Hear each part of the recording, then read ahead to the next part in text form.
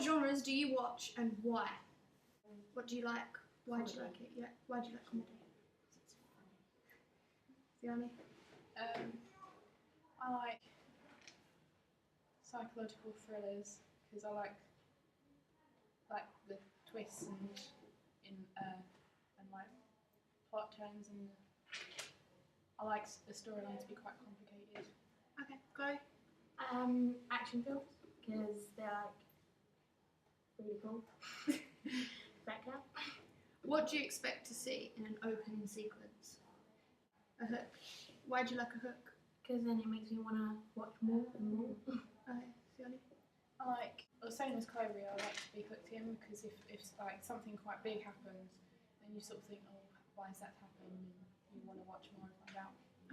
Okay, basically, we're doing a psychological crime drama, and our plot is about a young girl who's 18, and she enters into a relationship with this older guy who's about 25. And at first, the relationship seems perfect, but the man turns out to be abusive and hits her.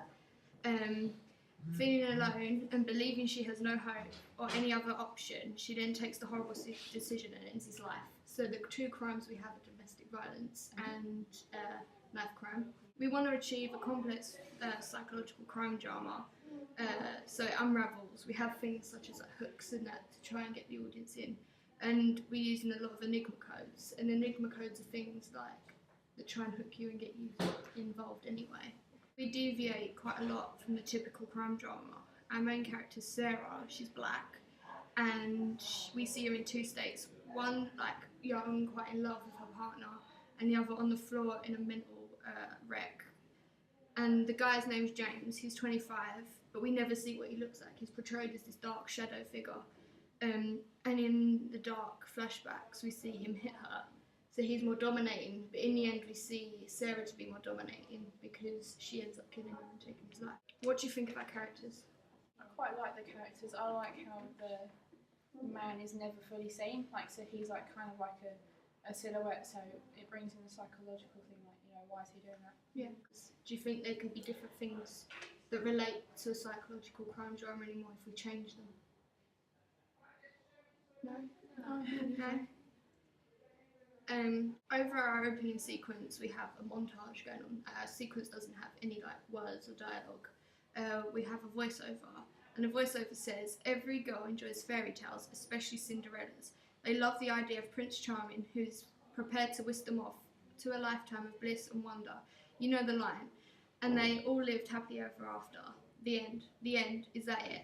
Not even close. What they forget to tell every girl is the fact that Prince Charming is non-existent. So you settle for a mimic, a wannabe, a fake, a poser, and an imposter.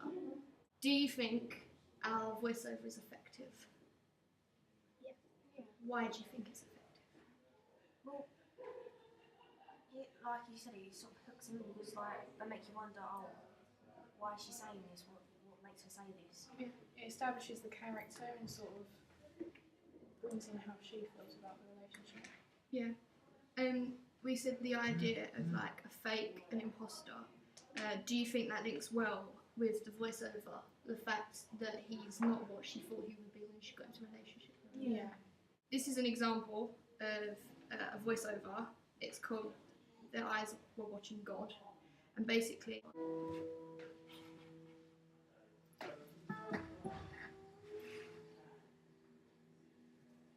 There's two things everybody got to find out for themselves. They got to find out about love, and they got to find out about living. Now, love is like the sea. It's a moving thing, and it's different on every shore. And living, well, I had just come back from burying the dead. Do you think the voiceover was effective in that clip? Yeah. And why do you think it was effective?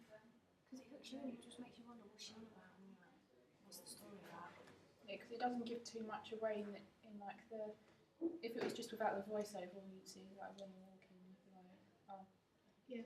Do you think the idea of a voiceover sort of tells the story too much? It's going to happen, or do you think it tells you enough of the story to make you want to watch more? tells you enough of it to sort of make you want to watch more, but obviously not giving it too much away.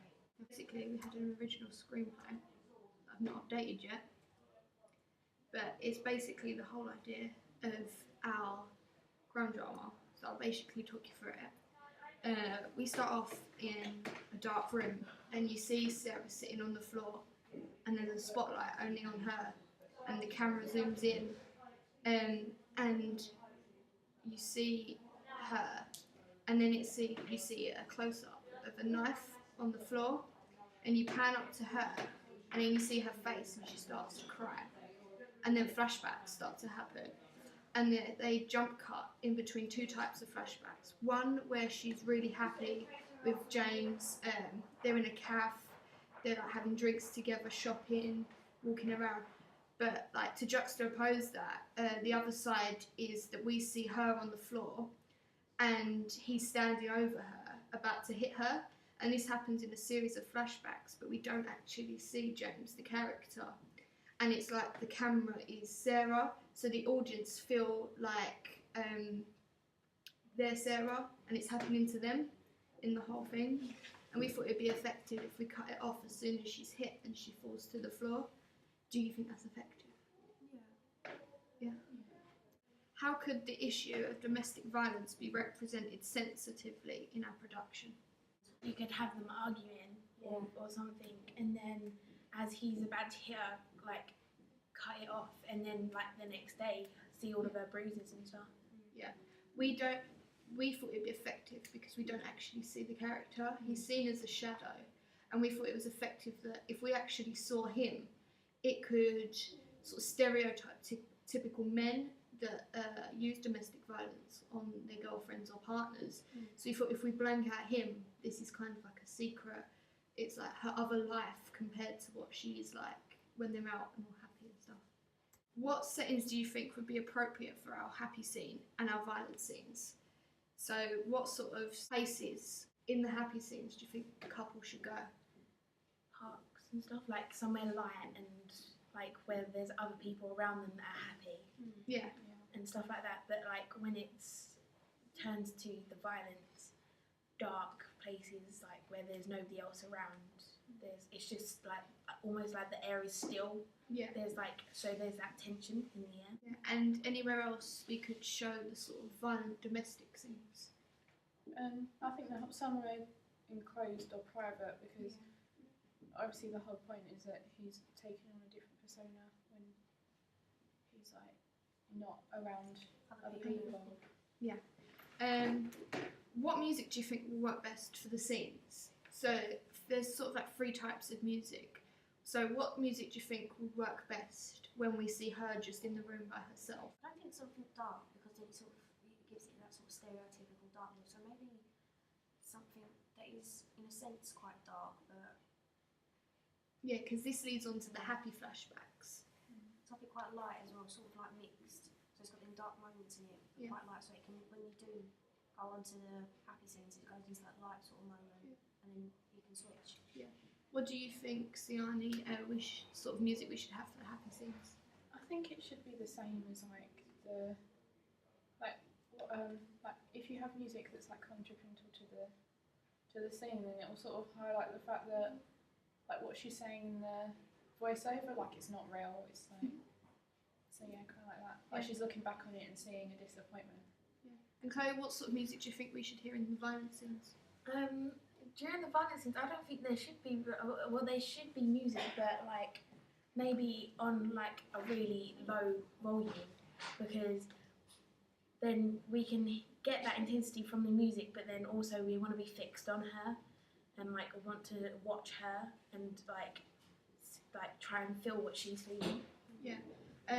Where we've got the voiceover, we thought that we'd have 2 sort of soundtracks, like a quite slow soundtrack for the happy sort of scenes, and then a sort of like edgy, quite rough soundtrack for the violent scenes. But we was gonna put these like quite low when the voiceover's speaking. Do you think that's a good idea? Yeah, because you should be able to hear the voice on your own.